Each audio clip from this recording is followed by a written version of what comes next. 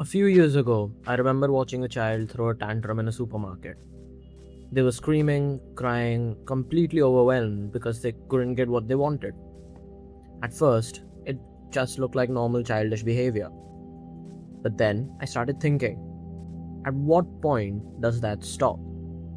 At what point do we stop being driven by impulses and actually become human in the way we imagine humans to be?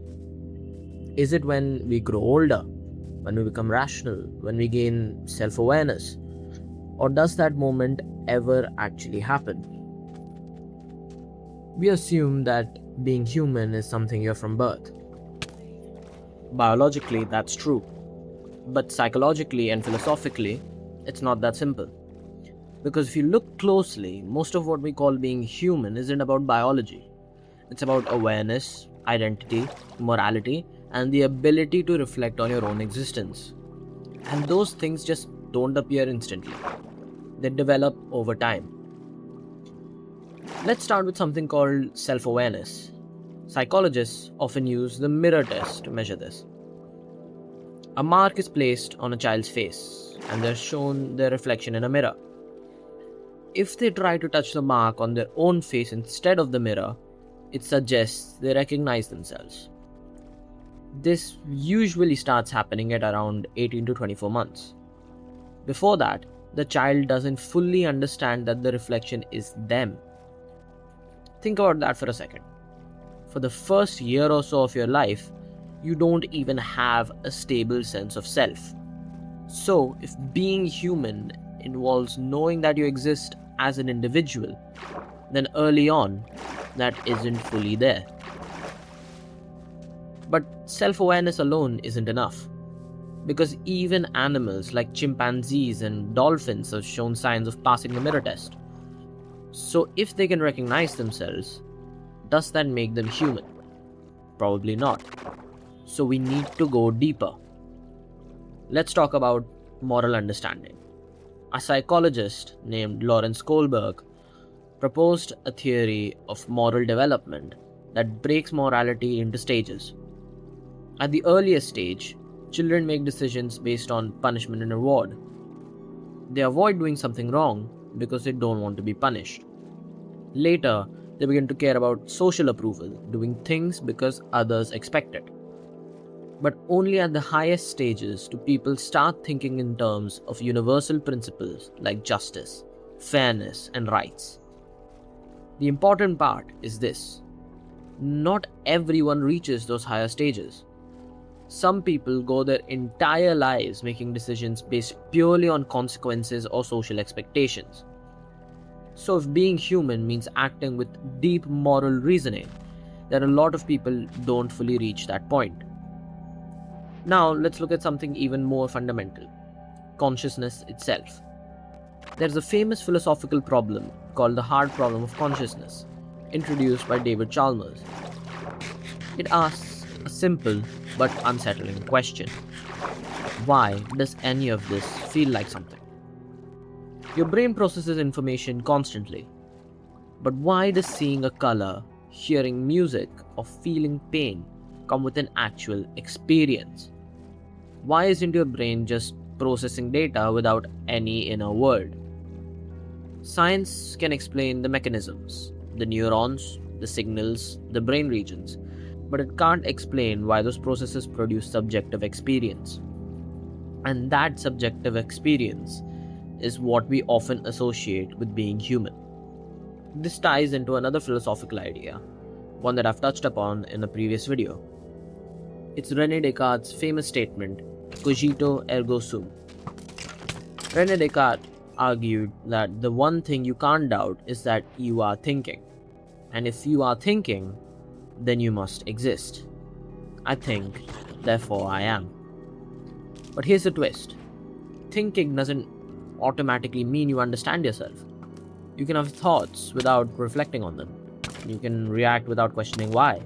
So maybe being human isn't just about thinking. Maybe it's about thinking about your thinking. This is where metacognition comes in. Metacognition is the ability to reflect on your own thoughts, to question your beliefs, to analyze your emotions, to recognize when you might be wrong. Studies in cognitive psychology show that this ability develops gradually, especially during adolescence. And even then, people don't always use it. You've probably seen this yourself. Someone believes something strongly. You present evidence against it, and instead of reconsidering, they double down. This is known as confirmation bias. It shows that even when we have the ability to reflect, we don't always choose to use it. So again, the question comes back. If being human involves self-reflection, then how often are we actually fully human? Let's ground this into a real-world example. Imagine you are in an argument with someone online. They say something that you strongly disagree with. Instantly, you feel the urge to respond, to prove them wrong. You type out a reply without really thinking it through. Later, you might realize you misunderstood their point, or that you reacted emotionally instead of logically. In that moment, were you acting as a fully reflective, rational human? Or were you just reacting? This idea connects to something in neuroscience. Research on the brain often separates two systems of thinking. One is fast, automatic, emotional. The other is slow, deliberate, logical. The psychologist Daniel Kahneman described this as System 1 and System 2 thinking. Most of the time we operate on System 1. It's efficient, but it's also prone to errors. System 2 requires effort, forces you to slow down, question and analyze. If being human means being rational and self-aware, then it seems like we're only fully human when we engage that second system. And that doesn't happen as often as we'd like to believe. Now, let's take this even further. Think about identity. Who are you? At first, this seems like an easy question. You had answer with your name, your interests, your goals. But all of those things change over time. Philosophers have debated this for centuries. If your beliefs change, your personality changes, your memories fade, or evolve, are you still the same person? Or are you constantly becoming someone new? This concept ties into the ship of Theseus problem, which I will touch on in a future video. This also connects to the idea that being human isn't a fixed state. It's a process. You don't become human at a single moment. You're continuously becoming more, or sometimes less, aware, more or less reflective, more or less aligned with your values. Let's go back to the child in the supermarket.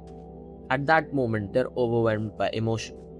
They don't yet have the tools to regulate themselves, to step back and think. But as they grow, they begin to develop those abilities. They learn to pause, to reflect, to consider others. That's what we usually think of as maturing. But if you look at adults, you'll notice something interesting. Not everyone fully develops those abilities. Some people react impulsively, still avoid self-reflection, still make decisions without deeper thought. So maybe becoming human isn't guaranteed. Maybe it's something you have to actively work towards. There's also a more uncomfortable angle to this.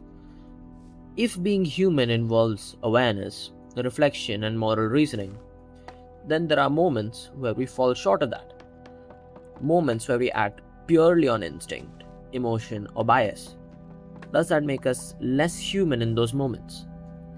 Or does it mean that being human includes both rational and irrational moments? Some philosophical traditions would argue the latter. They suggest that being human isn't about reaching perfection. It's about navigating the tension between instinct and reason, between emotion and logic, between what you are and what you could be. So, when do you become human? Not at birth, not at a specific age, not even when you gain self-awareness or moral understanding. You become human in moments where you reflect instead of react. moments where you question instead of assume, moments where you choose understanding over impulse. And the opposite is also true. There are moments when you stop doing those things, moments where you act without thinking, where you ignore evidence, where you let emotion take over completely. In those moments, you're still biologically human, but psychologically, you might not be operating at your full potential. So maybe the better question isn't when do you become human? Maybe it's how often are you truly acting like one? Because being human isn't a permanent state. It's something you step into and sometimes step out of every single day. Thanks for watching. If you liked this, leave a like and subscribe for more. If you didn't, tell me what I can improve. I actually read the comments. Until then, stay curious.